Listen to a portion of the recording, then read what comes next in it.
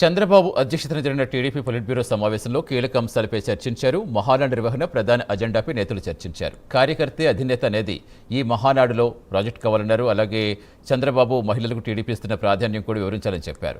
అందరికీ అర్థమయ్యేలా చాటాలన్నారు. సాంప్రదాయ ఓటు జాగ్రత్తగా కాపాడుకోవాలన్నారు. జనాభాలో 50% ఉన్న బీసీలు పార్టీ ఆవిర్భావం నుంచి వెన్నుదన్నుగా ఉన్నారని తెలిపారు. బీసీల అభివృద్ధికి పార్టీ కట్టుబడి ఉందని సందేశం స్పష్టంగా వెళ్లాలన్నారు. హైబ్రిడ్ విధానం నిర్వహించే మహానాడు విజయవంతం చేయాలని తెలిపారు. రోజు ఉదయం 9 గంటల నుంచి 2 రోజులు మహానాడు ప్రారంభిద్దామన్నారు. మండల స్థాయిలో నిర్వహిద్దామనే ప్రతిపాదనపై చర్చించారు. క్లస్టర్ స్థాయిలో నిర్వహించాలని నిర్ణయించారు. పూర్తి సమాచారం ఇచ్చేందుకు మా కరెస్పాండెంట్ రవికృష్ణ జరుగుతున్నారు.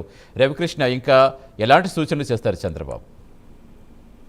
అంటే సతీష్, ఏదైతే మహానాడు ఉందో ఈ మహానాడుని ఘనంగా నిర్వహించాలని భావించారు. కాకపోతే ప్రపంచ ఆర్థిక పరిస్థితులు, దేశ ఆర్థిక పరిస్థితుల దృష్ట్యా ఇప్పుడున్న పరిస్థితుల్లో అయితే పొదుపుగా నిర్వహించాలని భావించి ప్రధానంగా కూడా దీన్ని ఈ విధంగా నిర్వహిస్తున్నటువంటి పరిస్థితి అయితే ప్రస్తుతం కనపడుతూ ఉంది. దీనికి సంబంధించి ప్రధానంగా కూడా ఈ రోజు అయితే మాత్రం ఈ పొలిట్ బ్యూరో సమావేశం నిర్వహించారు.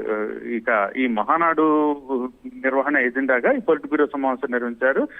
చంద్రబాబు నాయుడు అధ్యక్షతన జరిగిన ఈ కార్యక్రమంలో దీనికి సంబంధించి పొలిట్ బ్యూరో సభ్యులందరూ కూడా పాల్గొన్నటువంటి ఈ పరిస్థితి. వర్చువల్ గా నిర్వహించేటువంటి మహానాడు కార్యక్రమం ఏదైతే ఉందో ఈ కార్యక్రమాన్ని పూర్తిగా విజయవంతం చేయాలని చెప్పి సీఎం చంద్రబాబు నాయుడు అయితే సూచించడం జరిగింది. ప్రధానంగా కూడా కార్యకర్తే మహానేత అనే విధంగా కూడా, అధినేత అనే విధంగా కూడా ముందుకు తీసుకెళ్లాలని చెప్పి ఆయన అయితే మాత్రం చెప్పడం జరిగింది. ప్రధానంగా కూడా మొట్టమొదటి నుంచి టీడీపీకి ఉన్నటువంటి అత్యంత బలమైన ఈ కార్యకర్తలు లేకుండా ఉన్నట్టయితే పార్టీ అయితే మాత్రం మనుగడ లేనటువంటి పరిస్థితి ఉండేది. గతంలో కూడా ఎప్పుడైతే వైసీపీ గవర్నమెంట్ లో కూడా కార్యకర్తలు అయితే మాత్రం బలంగా నిలబడ్డారు, కానీ నాయకులే భయపడిపోయినటువంటి పరిస్థితి అయితే ఉంది. అందుకనే కార్యకర్తకి ప్రధాన ప్రాధాన్యత ఇవ్వాలని ఆయన తెలియజెప్పడం జరిగింది. ఇక ప్రధానంగా మహిళలకు సంబంధించి మహిళలకి పార్టీలో ఇస్తున్నటువంటి ప్రాధాన్యత, అదే విధంగా కూడా సామాన్య మహిళలకి ఇస్తున్నటువంటి గౌరవం, ఈ ఉచిత ఆర్టీసీ బస్సు ప్రయాణాలు కానివ్వండి, 0 వడ్డీకి ఇస్తున్నటువంటి వ్యవహారాలు,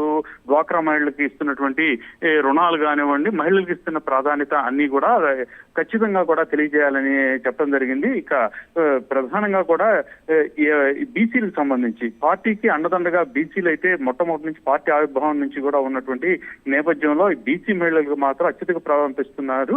బీసీలు అందరికీ కూడా, మహిళలు పురుషులనే కాదు అందరికీ కూడా అత్యధిక ప్రాధాన్యత ఇస్తున్నటువంటి పరిస్థితులన్నింటినీ కూడా తెలియజేస్తూ బీసీలని ఓటు బ్యాంక్ ని కాపాడుకోవాలి. అదే విధంగా కూడా సాంప్రదాయ ఓటు బ్యాంక్ ఏదైతే ఉందో ఆ సాంప్రదాయ ఓటు బ్యాంక్ కి సంబంధించి ఖచ్చితంగా కూడా ఆ ఓటు అనేది పక్కకు వెళ్లకుండా చూడాల్సిన బాధ్యత ఉన్నది. దాని మీద కూడా స్పష్టంగా మాట్లాడాల్సిన పరిస్థితి ఉంది అని చెప్పి చంద్రబాబు సూచించడం జరిగింది. అదే విధంగా ఈ కార్యక్రమానికి సంబంధించి 2 రోజుల పాటు అంటే వర్చువల్ గా నిర్వహించేటువంటి పరిస్థితులు, హైబ్రిడ్ విధానం వర్చువల్ గా నిర్వహిస్తున్న పరిస్థితుల్లో మండల స్థాయిలో కాకుండా కూడా క్లస్టర్ స్థాయిలోనే ఈ మహానాడు కార్యక్రమాలని నిర్వహిస్తున్నట్లుగా కూడా తెలియజేయడం జరిగింది. ప్రధానంగా మహానాడుని మాత్రం విజయవంతం చేయాలి. వక్తలు ఎవరైతే ఉన్నారో ఆ వక్తలు మాత్రం సబ్జెక్ట్ ని